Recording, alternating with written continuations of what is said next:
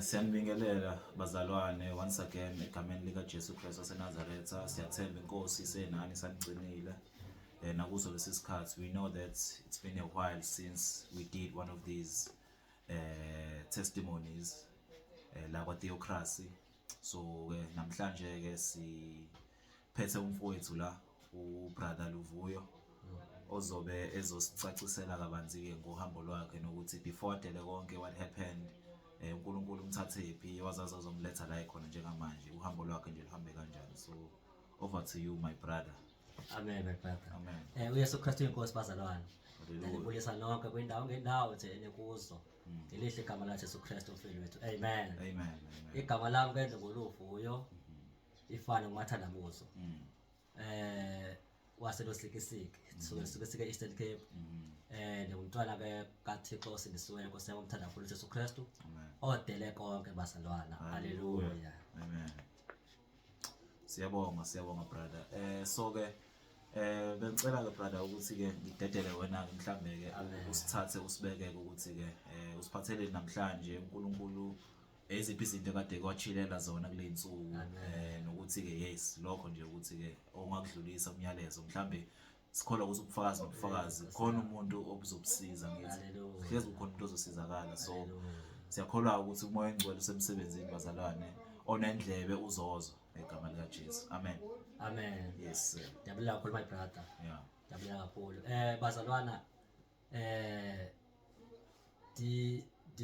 dizo share nje ubunqina. Ubunqina abazalwa bokuqina ithana. Ngoba uSathana uyasibopha ngezinto sithi siliva ilizwi lithetha lika Jesu Kristu kodwa singabi nako ukuphuma ngenxa yezinto esibophe kwezizo. Amen bazalwana. Amen. So ke ngokuna into endizoza la bazalwana ubunqina nje nabo kubana phambi kokuba ndidele konke zoqala nje ngingasindiswa kodwa andiziba mntu ozana zothi qhaphu nje kokubana nje uba siqinithale singabazalwana abantwana bakaThixo. Babona uba kuyahambeka kule ndlela, kuyaphumeka futhi kuyo yonke into yalo elihlabathi. Amen bazalwana. Ndingekasindiswa ke nabazalwana ndisasela nje utywala kakhulu. Ndiphuza nje strong hayi nje kancinci. Ndisebenza ke. Ndisebenza ndingena amatyaleni futhi kuba ndifuna nje ubumnandi botywala.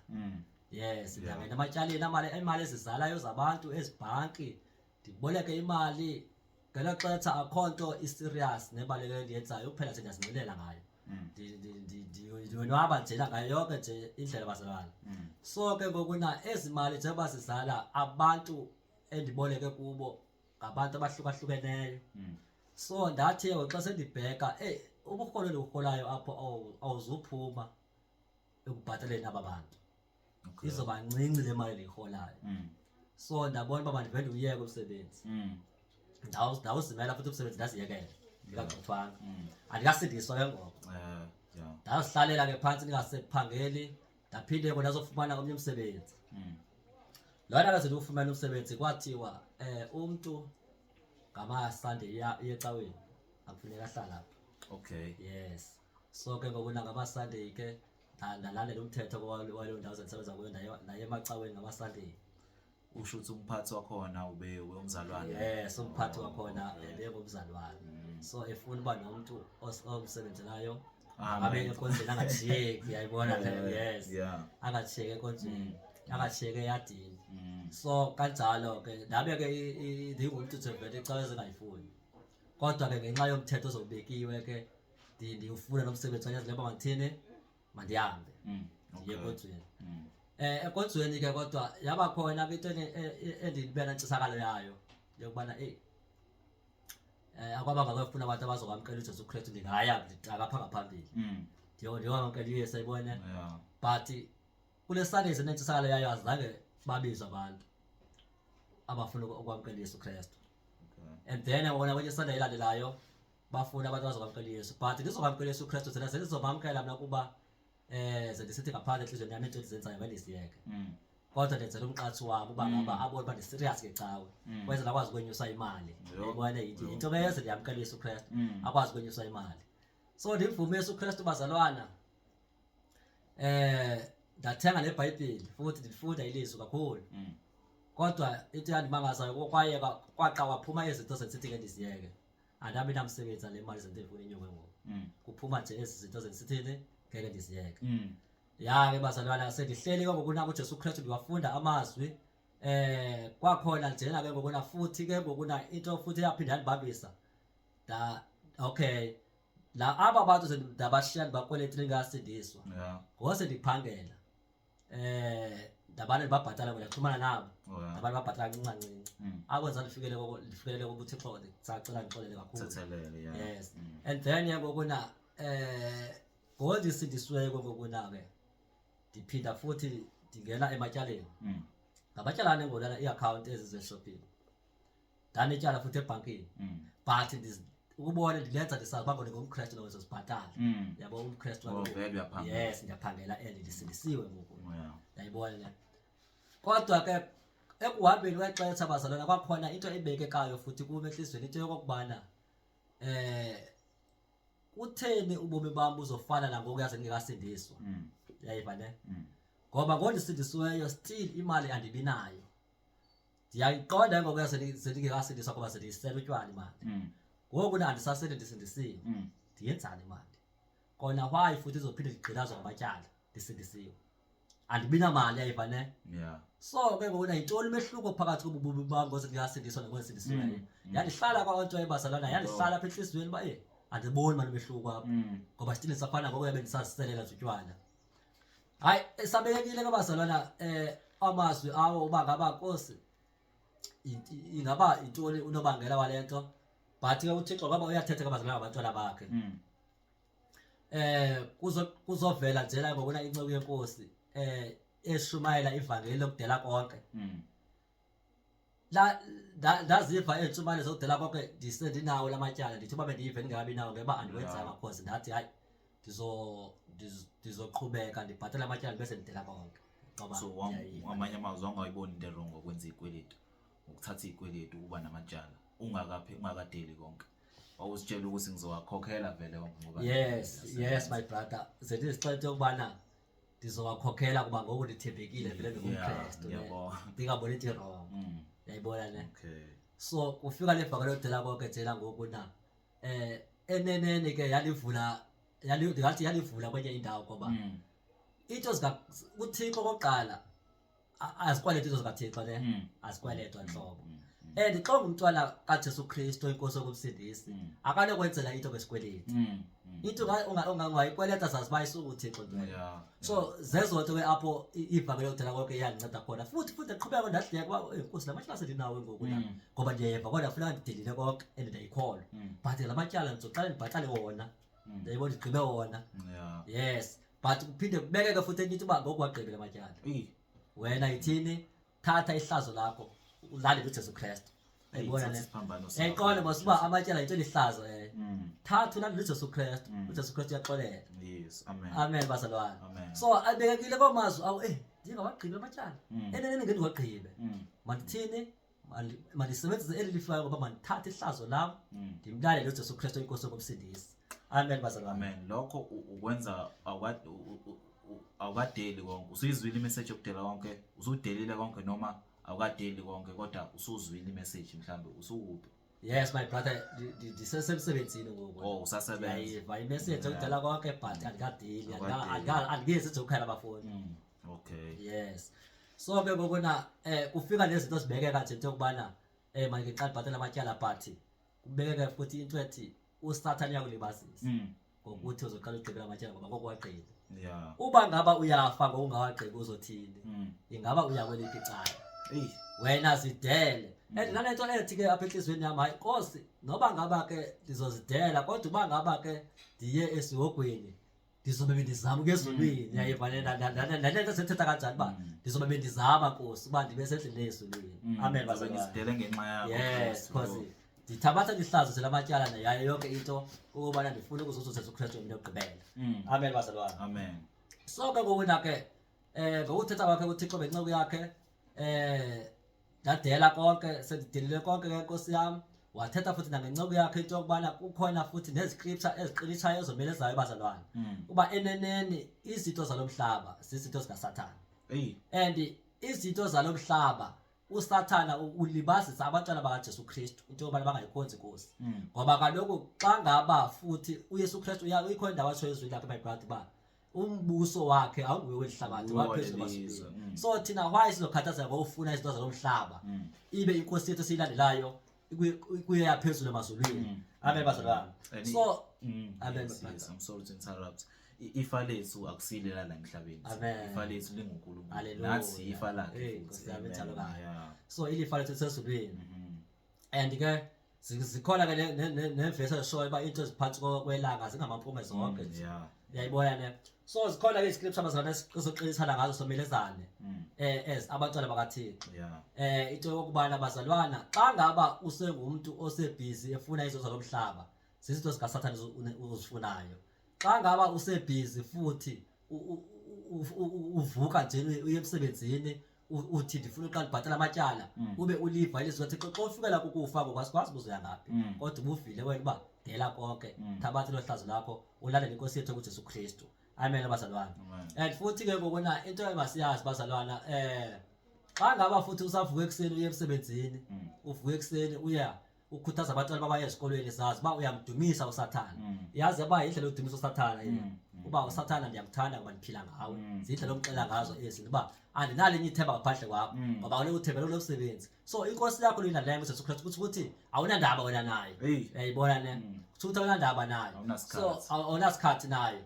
Kanti xa ngaba ulibamba ulikholwa ilizwi lenkosi yethu kuJesu Kristu ngeke kuyekela ngiyela bazalwane ndele konke akho nomnye umuntu endihluphayo ndifuna imali kuye.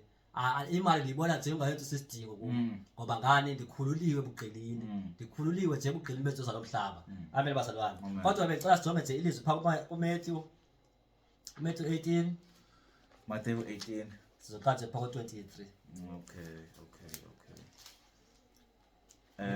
Sizofunda incwadi kaMatthew chapter 18.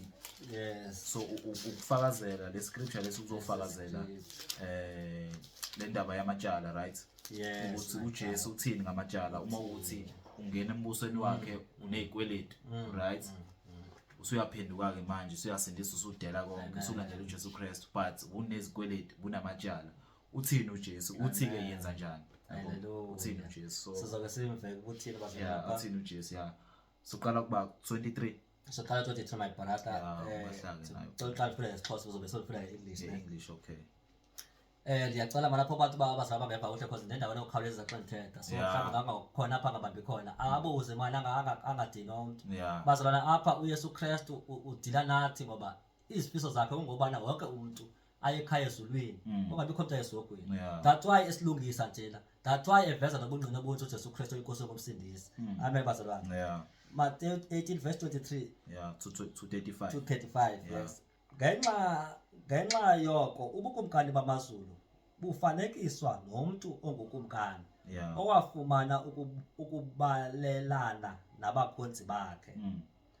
24 Kuthe akuqala ukubaluleka nabo kwaziswa kuye omnye onetyala leetalente ezingamawaka 10,000.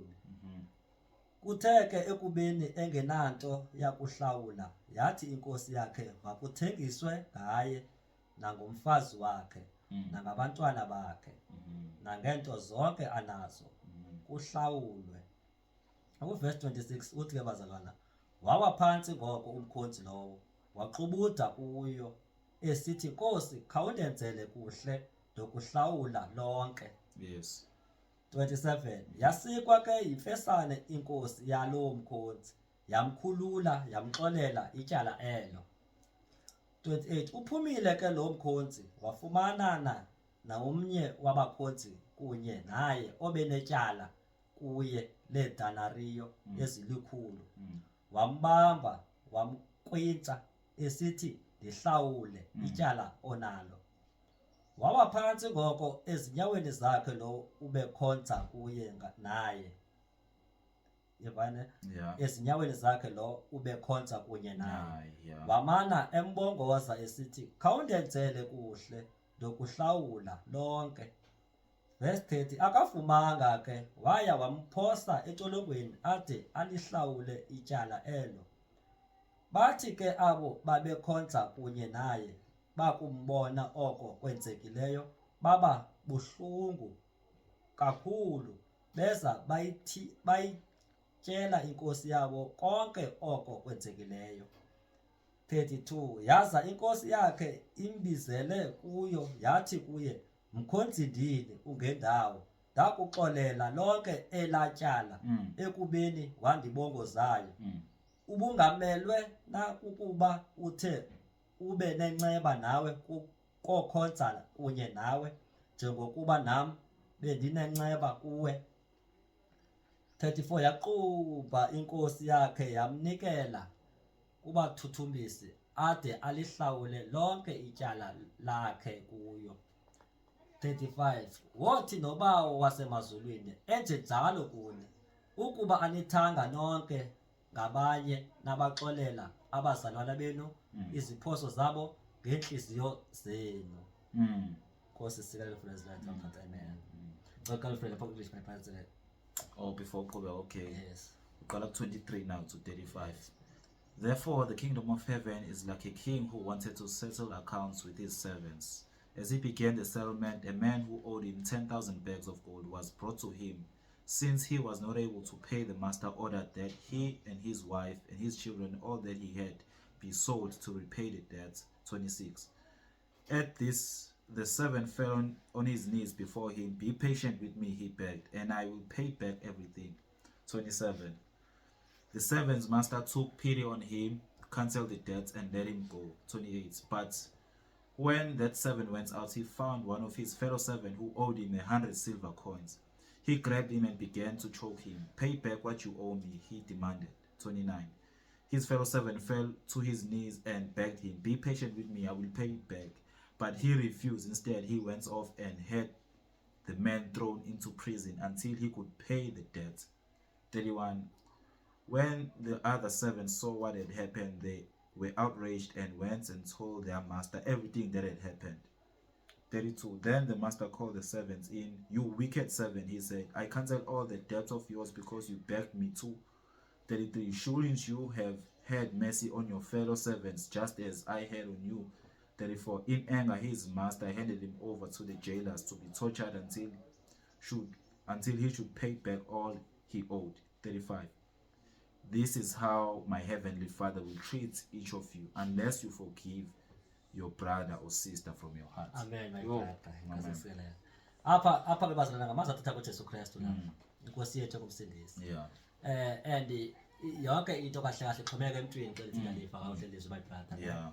Ixhomeka kuwe uba uJesu Kristu ufuna amatyala akho akuxolele wena yithini bonke nawo abakukolotayo baxolele because lapha umuntu waxolelwa but yena xa bona umuntu omkolotayo uyamkwita ngokuna ufuna imali xa eguqa senza into benza inkosi yakhe akamxoleli yena yibona le so kudingeka ukuba xa ngaba wena ukweletwa umuntu noba kubani yithini umxolele nawe omatyala awo khona ukuze inkosi ithini ukuxolele uJesu Kristu bazalana athetha apha.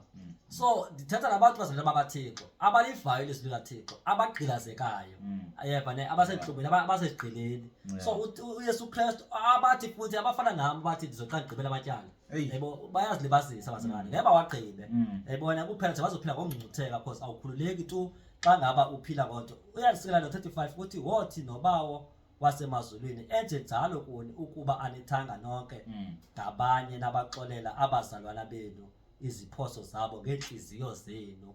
Yabona nibaxolele ngenhliziyo. Yazi likhona ilizwi pha Matthew 6 my brother engicela silifunde. Matthew 6 Yesu Kristu akakhohlakalanga bazalwana. Yo mhlambe yazi ngithola something enye la kulona lelo before siye ku6 ne. Okusho ukuthi ukuze uThixo iapply iforgiveness ya intethelelo yakhe nawe kumele uthethelele. Yes. Mofuna nawe ukuthethelele amatyala lawo nawo. Ngoba uyakweleta abantu nani uyawenza abantu kabi. Mofuna uThixo nje akuthethelele.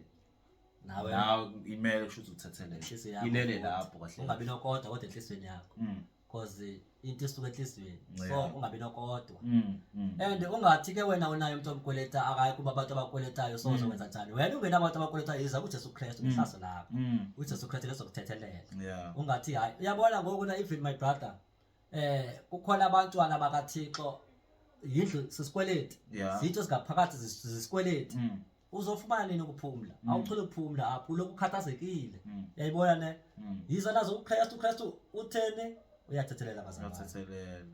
Hey ushilo uthi ube sina. nokholo. Eh.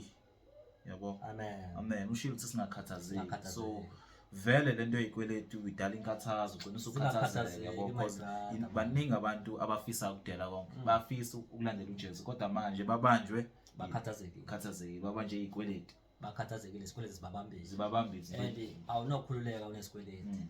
cause kaloku yabona ngoku na ndiyathi my brother saphinda uyasebenza but uzothi imali iphele ezandleni Mm. awunayo nesent ubhatalela amatyala uqilazekile Mm. lamatyala wabhatalayo ke ubuya uzoma ngaphambili uthi ndiyambulele uThixo ndenzele into Into ethile ethile. kodwa lityala Yo, awenzanga ngoThixo twele yo. usathana xa omfambekisa abantwana bakaThixo Yo. xa ngabe uhamba ngemoto enetyala suthini we uThixo Uthini? hayi Yo. into oyithathe ngemizwa yakho but imizwa yakho yakuxela into yokubana uJesu Kristu uyasebenza ngenene Mm. bazalwane usathana ufumana umsebenzi njena usebenza lokuqualify entweni ethile Mm. usoyifumana lento uzobhatala ubomi bakho bonke yayiva ne so zizinto ezinjalo ke esikaThixo izinto azikwetha abazalwane uThixo futhi akaxakwantu bangaba angangakwenzeli without ityala yayibona Yo. so masiye kuzikhohlisa sibe masiye kuzikhohlisa sime ngaphambili sithi sizobulela amandla kaThixo ngokubana ndenzele ndinendlu kodwa lendlu hleli kuyo lityala Lityala. ingathathwa noma kunini xa ithathwa futhi uzophinda uzongcina phambili uthi uyambulela uThixo ngoba indlu yami ithathwe ndikwele yayibona ne Yo i-trap. itrap usathana umfanekisa abantwana bakaThixo kakhulu Yo.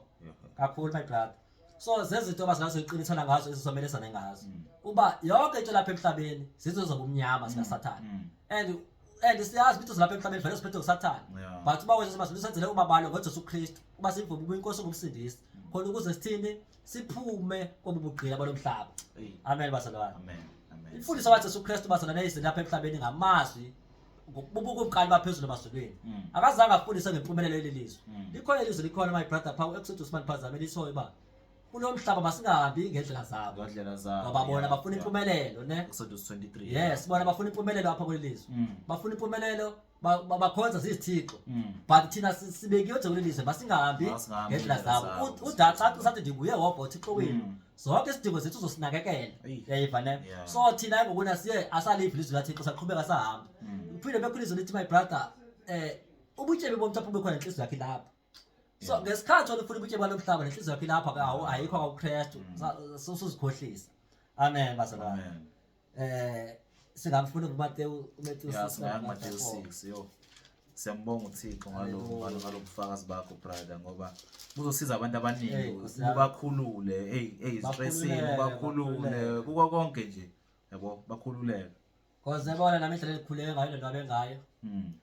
ubomi baba andisacontrola ikhalenda kuthiwa udingo sokusa Yeah. i-weekend no bazalwane sizinto ezikhandwe ngabantu Awusekho kwi-system masiphume kwi-system bazalwane u-6 verse 12 my brother uyazi uthini Yeah. usixolele amatyala ethu Mm.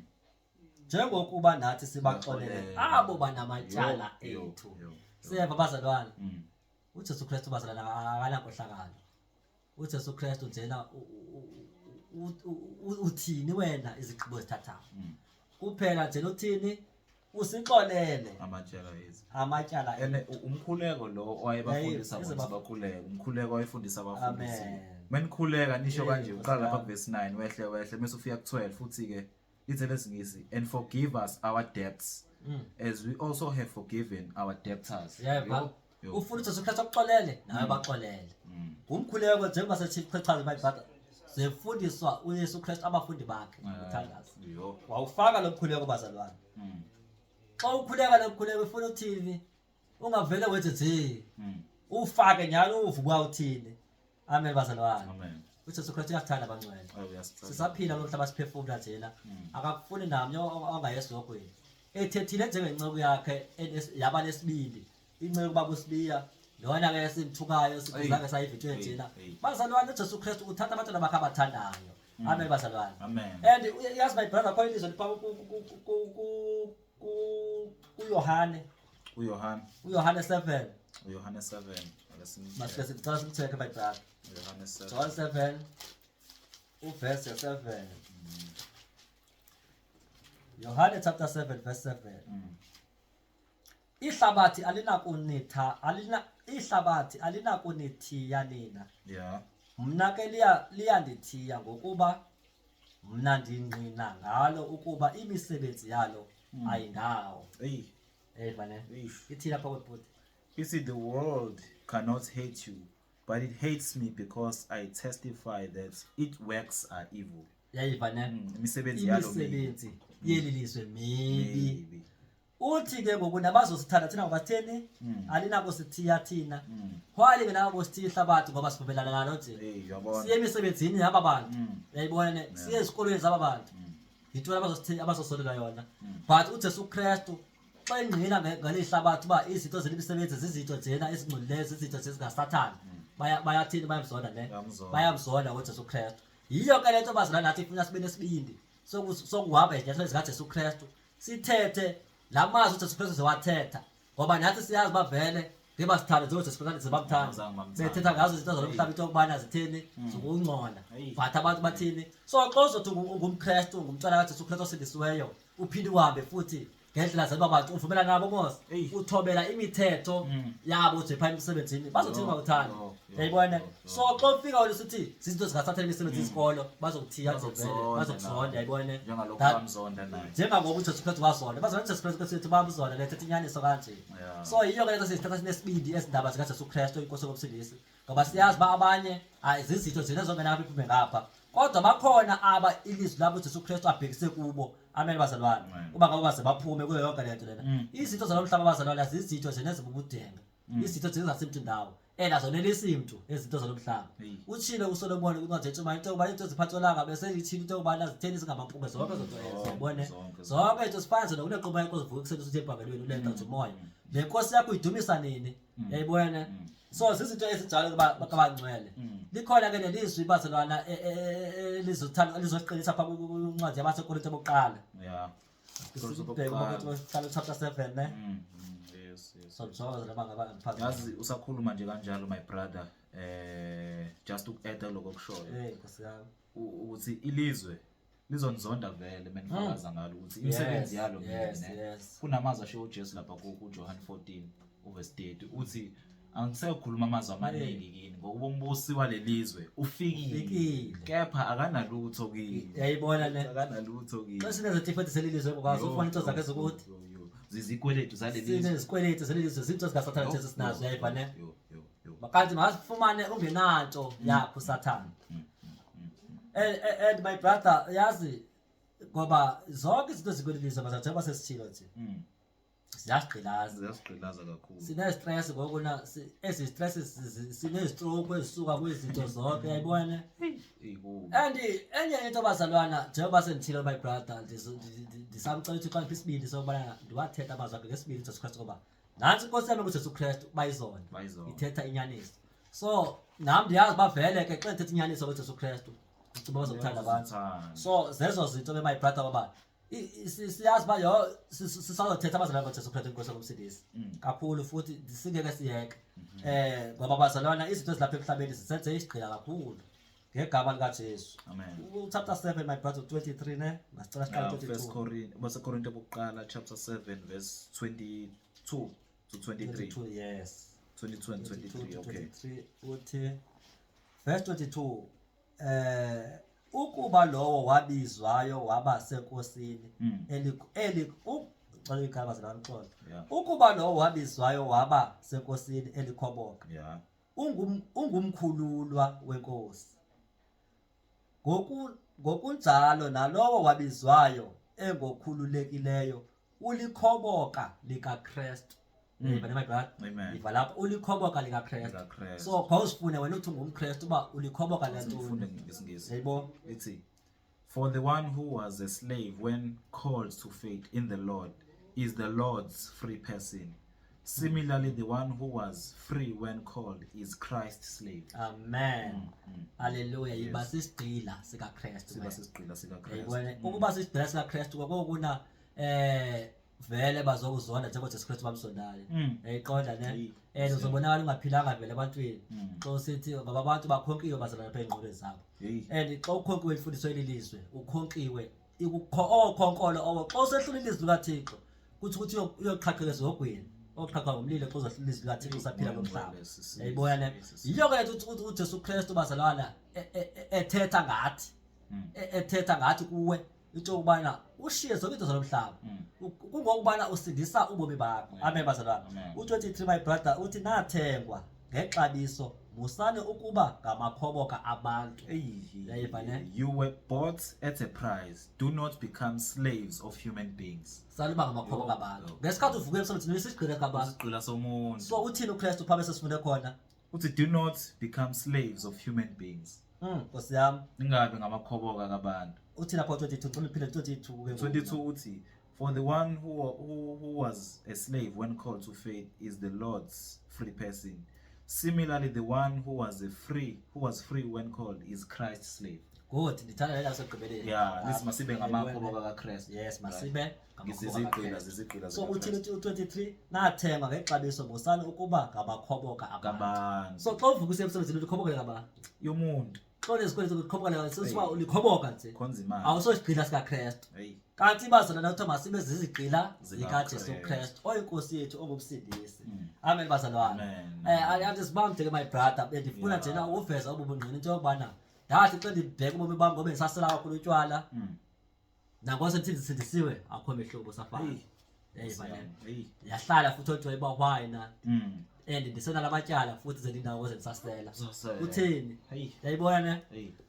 Ndina lamatyala njena dinamazwi futhi enze ndizibuza wona apha enhlizweni yami futhi ukuze ndidele konke kodwa noma sobuye sixoxe ngawo ngelanga uzobuye ubungqina benye ilanga nokubana futhi nendaba endiphangela kuyo kaloku yindawo eyane ehlala abantu abesikole so nayo ngizobuye ndithethe ngenye ilanga ngayo bazalwana ngokuna ukuthi siyadalula imisebenzi kaSathane ebumnyama siveze elubala ngoba ngoku na ndifuna uba inhliziyo enhlanzekileyo my brother ngoba uyatsho bathi babanoyolo abo banenhliziyo enhlanzekileyo ngoba bayobona thina ndiyazixina ke namenhliziyo yami ndithethe izinto thina and uThixo ngoba ubungqina uJesu Kristu kukhona abantu bakhe ababophekileyo lezi zinto so ngoku na ndithi phumani ebugqileni yabona kokugqibela my brother khona njena ilizwe liphako kuba Hebere Hebere 4 ma Hebere 4 yes bazalwana uYesu Kristu apha bazalwana uyasithanda kakhulu wasifela inhliziyo yakhe ibuhlungu xa sizobona siphaphela into sikaSathane Hebere 4 zofuna verse 11 kuphela uthi masikhuthalele ngoko ukungena koko kuphumla ukuze ungabikho namnye ubuya eyele kwakulo umzekelo wokungeva. Let us therefore make every effort to enter that rest so that no one will perish by following their example of disobedience. Amen. Isikelo lapho my brother kokuphumla kahle kahle ba. Njengoba usigcina samatyala njena kodwa bona uthi uJesu Kristu uthini njengoba uJesu Kristu ngene emphumleni. Okuphumla kuphi kokunguYesu Kristu. Bazalwana thabathi ihlazo lakho. And uYesu Kristu ngoku nabazalwana lapho kuphela abafundi diveze nje indawo encinci uba kahle kahle ilizwi liyenziwe. Izinto ezizibuza zona my brother ba lamazwi njena asiwenzi yayibona ne. Dingekadeli konke manje lelizwi lithi ba sebehlangana but why thina sesiphithiphithi sithi kodwa ngobona apha bazalwana uYesu Kristu asimkhonzi ngeSunday ngoba vele iSunday even nawe igama linambithe Sunday intoni eyo so ukhonza nsuku zonke and asina Sunday lapha thina yabona ne ndifike lasikeleleka bazalwane and uThixo uyazenzela utheni kakhathazeki ndiyatya ndiyahlutha yonke nje uthi yenzeka apha bazalwane yabo so ungacingelani ukuthi xa ndidela konke ngizotyani hayi basibaba siyaphila kudala futhi sidele konke kodwa sibaba sisaphila sibahle futhi njengoba usibona nawe wena uthi sibabika usibheke lamehlo sijonge ngawo ngamehlo nje nadize sitho zalomhlaba so zezo my brother ba masithini singene ekuphumleni and likhona ilizwe lipha kuLuka ke lithoye ba uthi Yesu Kristu phaya abave nina bazobalivile bavena but abangalivanga nina bazobalivanga nawo amazwi bazalwana athi ukuthi Yesu Kristu so thina silandela emazwini kaYesu Kristu awathethileyo ukuthi thina abantu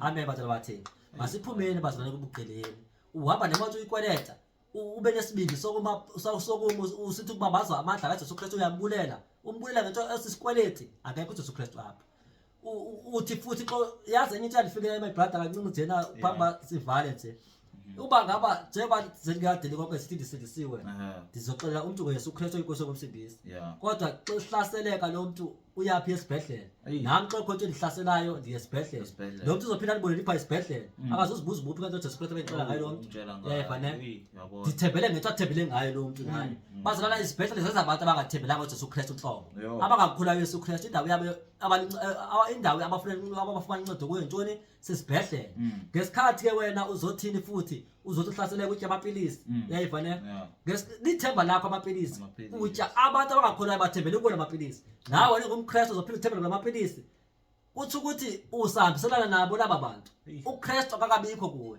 yayifane Eyi. masiphumeni sifumane ukuphumla bheka ngokuna abantu ithemba labo kubantu ikhona incwadi eshoyo Yeah, xa ngabe utshela ithemba manje. lakho likubantu umuntu uzothi hayi wena ubukwazi ezipilisi uzofa yazibona ezonto ne Yeah. sekudala ke nababe ezishumale ku-odo into ezidala bangaba umuntu lo mphefumulayo unikwa ngumuntu ngoba sekuxolela uba uzofa kubukwaziyo kuthi ukuthi wena ngesikhathi uphuza isipilisi and xa ungasisele ngasipilisi andithi kube nesiyezi kuthi ukuthi wena usenguwenza sophila impilo wanamthuthu ebunyanisweni my brother yayifane cause kaloku uba nesiyezi xa ungasiphuza ube ngathi uva phansi wase uziphuza isipilisi uyakhululeka so awehlukanga kwabantu babhema idrugs Ukuphila kwakho sekukulamaphilisi. kulamapilisi Ukuphila kwakho. yayibone Yo. kahle kahle soyifake nje ubuwena nje uphila ubufake wena ngoba ngani awuziva kakuhle xa ungasiphiza bezipilisi Izipilisi, yayibone yabona. so usathana bazalana unimfanekisile and esisiyezi sokubambayo wathi uziyeke zopilisi asizokwenza abantu esingeso ukubulale futhi that why nabantwana bebancinci bezokhuluzwa lezipilisi yayibone and ngoba nabazalana xa sekuqhubela abantwana emsebenzini ezikolweni ubaqhubela kuphawuli kaSathane izokwenzeka onto leyo that why thina ngokuna sikhuza uba masiphume kwezonto lezo yayibone because uzoba qhubela kuphawuli kaSathane and baninzi abantu abeshumayela my brother ifamily odala konke Yeah. bathi ndike ndibeva befundisa kwinkonzo udala ndisihamba athi uThixo wandikhupha emsebenzini Yeah. okanye athi wandikhupha esikolweni Yeah. wathi mandenze umsebenzi wakhe Yes, yes. yayifane Siyanakekela. ya so ekhuthiwe thina why yena ke kuna ezoqhubela abantu kuyanto yena khuthiwe nguye uThixo Eyi. ngoba ekukhupha nje uThixo uyazi ba irongo lento lena and ngokomkhosi uThixo ngumenelisi but ngokuna yena umuntu nowamqondo yokubana xa ekhutshwa nguThixo ekusebenzeni uzothini uzotya ngeshumi zabantu bazalwana ukhona abantu ababhadala ishumi inyanga nenyanga bayibrother Hey. besibhadala zeshumi inyanga nenyanga bathenjiswa into yokubana bazongena izulu awunele ngena izulu babhadala ishumi Hey. and kuthiwa xa ungasibhadalanga inyanga yakweqa Hey. uthola kanzima kwelo nyanga eyo yinto engekhoyo bazalwana Uthixo. ayikho nto bayibrother noba ungasikhupha ishumi inyanga nenyanga kodwa awuzulungena izulu ngelikhupha kwakho ishumi inyanga nenyanga eyo Yeah. so zezinto ke basixele ngazo bonto yokubana uThixo uzobadla ngezishumi Ngezishumi. kanti no and futhi umuntu aphinda aphume yabo amabrother uThixo xa ukhupha futhi emsebenzini umuntu ahambe yena acingele uba mandiye eBible school zezinye izinto ezidukise abantu kakhulu ezo because ngokuba ebazihambela ngezabo intana Yeah. bazalwane masiphumeni manje ekugqileni masifumane ukuphumula kuJesu Kristu ndiyabulala khona lapho ningevakalanga kakuhle manje ndiyacela umuntu abuze ngizomphindela angadinwa Amen. ngegama likaJesu Kristu nami my brother bikhona wayiva kakuhle nje Yo, lapho khona hayi. ngikwazi ukucacisa bona uba ngabe khona ukuze bakwazi abantu nabo Ukuthola. yes ukuphiliseka apho bangonesaka khona ngegama likaJesu Kristu Amen. No, Amen. hayi siyabonga kakhulu my brother. Ayi ngicabanga ukuthi usukusha konke mina ngazi angisazi ngizothina. Yo. Akukho engaku-eda usukusha konke. siyabulela Amazwi ashiwo uJesu nje ukugcizelela lapho kuMatheyu 6 kwathi 24 uthi awukwazi ukukhonza amakhosi amabili. amen Kumele ukhona Amen. uthande yodwa Amen. enye uyizonda. yes So yes. amazwi ashiwo uJesu Kristu. uJesu Kristu So, kula mazwi isikhathi bazalwane. esiningi sisichitha sijaha imali asikwazi ukuthi sisithole isikhathi noThixo wethu uNkulunkulu. So yilokho nje ukushilo my brother ngicabanga ukuthi ke kuzwakele onendlebe uzwile Hallelujah. siyakholwa ukuthi ubufakazi khona lowo uzomthinta khona lowo osabayo ukuthatha isinqumo sokudela ucabanga ukuthi amatshala ami ukuthi nokuthi ezinye impendulo ngicabanga ukuthi uyitholile kule video le Oshiya izinto zikaSathane. hey shiyo dela wokulandela uKristu yabo kwaba sekhona ukuthi kugcitselele bhayi bangaba kuthweni masibe zigqila zikaKristu zikaKristu hayi Not zomuntu ezabantu. ezomuntu yes yes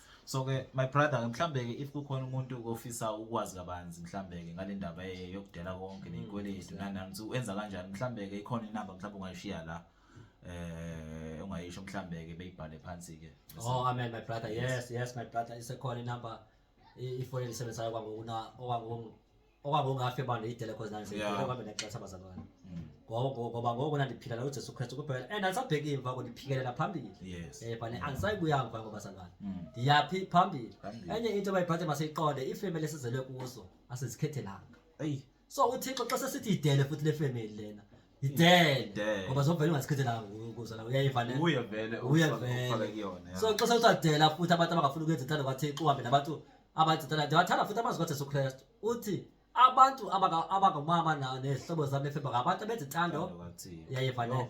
So yiyo nto ke bazalwane into yokubana masithini masizidele. Yes my brother, ikhona ifoni wangoku ndingekayideli inkosi yami endifumaneka kwinamba ithi 065 703 9817. Mayiphinda brother. 065 Yeah. 703 Yeah. 9817. Hallelujah. We calls na WhatsApp. WhatsApp. Yes. Yafumaneka. Hey, Ebunye ke my brother bonke nabasazophinde nje ndibuye nabo. Yes, futhi ukukhuthaza abantu babathixo. Ikhona lento bendike ndayiveza kanti ndingene kuyo nzulu. Nezinye futhi ukusebenza bendisebenza kuzo kodwa ndibona ba ngikuMkristu manje izinto ezingahlali kabuhle namazwi ivesi nje nenzo ukubanika abazalwane xa sendiphindela kuya ezibe zindihlupha zindikhathaza ndike kade kuba Nkosi ithini le vesi na evane so izinto ezothi xa sendiphila lokuya bakwazi abazalwane into yokubana bazalwana liyaphilisa ilizwi likaThixo yazi ba ibhedele endikhule ngayo kumnandi ngayo ekhaya kumnandi nje Nkosi yami siyabulala kakhulu kuJesu Kristu ngawusayidumisa inkosi amen. Amen. Hayi siyabonga kakhulu my brother. Uthi uPaul kwabaseFesu 5:11 ningahlanganyeli nemisebenzi yokunyama kepha idaluleni. So iwona nto esiyenzayo kule channel le Theocracy ukudalula nje imisebenzi yokunyama. Akona ucwasa ukuthi ubazi singcono no ukudalula nje imisebenzi singahlanganyeli nemisebenzi. So ilokho ke bazalwane siyambonga uJesu Kristu inkosi yethu ibe nani egameni lika Jesu siyabonga amen. Amen.